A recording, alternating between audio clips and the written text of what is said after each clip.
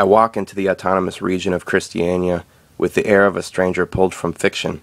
Perhaps these streets make everyone feel legendary, as if here comes the destined rabble-rouser with that lone wolf Leone swagger. Perhaps it's just Copenhagen, a city which breeds the truly Nordic. The capital of Denmark since the 15th century, it is a medieval fortress town built upon islands dubbed Zealand and Amager. You feel in a kingdom, for you are in a kingdom quite literally. Christiania, on the other hand, is the kingdom of the freaks.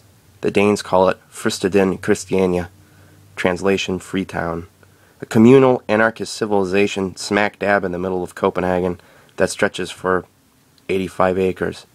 It even has its own flag, a red banner continually waving on the horizon with 3 yellow discs representing the idots in Christiania. There's a feeling of immediate peace once you cross its parameters, this magical mutation of counterculture ambience. It's like a miniature castle world containing the spirit of 1969 San Francisco, a psychedelic aura hovering within that territory like the mist of fog. Christiania is utterly segregated from the EU. The Danish government legally regards it a commune, but the area is regulated by a special law which transfers its legal supervision to the state, who pretty much does nothing in return. Any legalities are mainly a formality of chaperonage, existing purely on paper. Originally a naval wharf that squatters occupied in 1971, Christiania is comprised from former military barracks and ancient city ramparts. The ramparts were established in 1617 and reinforced during 1682-92 to form a perfect defense ring. While the western ramparts were demolished, the remaining half not only protect the anarchists from aggression, but are considered among the finest surviving 17th century defense works on the planet. The barracks of Badsmandastrade housed the Royal Artillery Regiment, the Army's material command and ammunition depots. Infrequently used after World War II, the barracks were abandoned during 1967-71. The outermost defense line, Envelopin, is connected to central Christiania by a bridge across the main moat. 4 gunpowder storehouses have been revamped and renamed Aircondition, Adogina, Fakerskolen, and Kosmisk Blomst, Cosmic Flower. The Danish post-World War II execution site can still be seen where 29 war criminals were gunned down. While the execution shed is gone, a drain for the blood remains. After the military evacuated, the area was only guarded by a handful of watchmen. On September 4, 1971, anarchist squatters broke down the fence. By September 26, Christiania was declared open. Over the past 40 years, a new civilization has been built from scratch. Christiania now has its own electricity plant, theater halls, athletes' buildings, yoga center, crust centrifuges. The mission statement offers the following. The objective of Christiania is to create a self-governing society whereby each and every individual holds themselves responsible over the well-being of the entire community.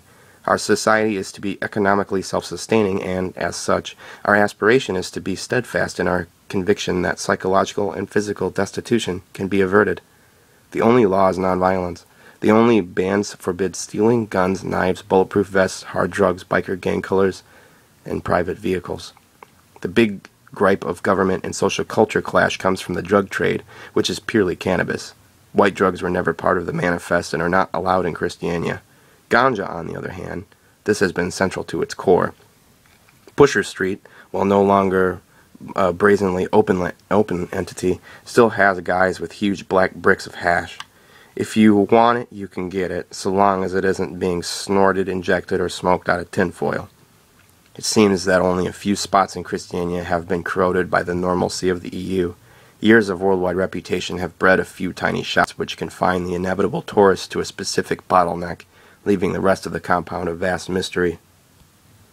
As for myself on this early morning, the streets were empty but for the traces of jazz emanating from a concert building. Which one I cannot answer, since they all have functionary status. Again, that lone wolf Leone swagger. Wandering into this place felt like a Wild West town, as if I should have had a cigar in my mouth and a multicolored poncho. But instead of a stagecoach stops, you have murals painted on everything, steel sculpture artworks, oddly shaped houses, cobblestone streets. You have coffee shops and barter town markets and marijuana bushes just growing like wild ragweeds out of cement cracks because people discard so many seeds they just flourish haphazardly. It's by the Jazz Building where I find an old man with a white Santa beard and blue suit coat with no tie, smoking a tobacco pipe. Avoiding the initial mistake of the Kupi, I don't bother approaching him in any semi-official way. I just characteristically start rambling on about Frank Zappa, which the man offers plenty. We smoke some brick hash, then one by another random occupants of the jazz building come outside and mingle. Within 20 minutes, I'm plenty stoned, and it's just myself and one authentic resident of Fristeden. He's a German guy that methodically smokes a monster of a hash spliff with me, making his points by striking the lit ashes in the air like a teacher poking at a school board. The German tells me the way to get rich in Europe is by finding people with automobile troubles online, then call the junkyards and act as the middleman shipping necessary parts because it's always about 100 euros cheaper than they'd expect to pay. Says he makes about 10,000 euros in one go and hasn't worked in a decade.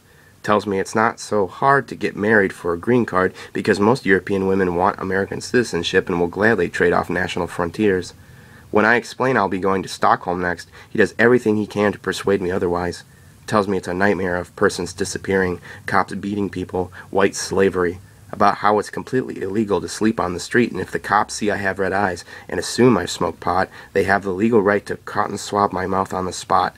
Since all drugs are considered identical felonies without distinction in Sweden, having a gram of grass is the same as a kilo of heroin by rule of law, so they will just put you in prison for 2 years over a little ganja.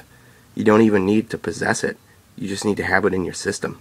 Sweden, he says, is a nightmare world, but nowhere even close as shitty as Norway.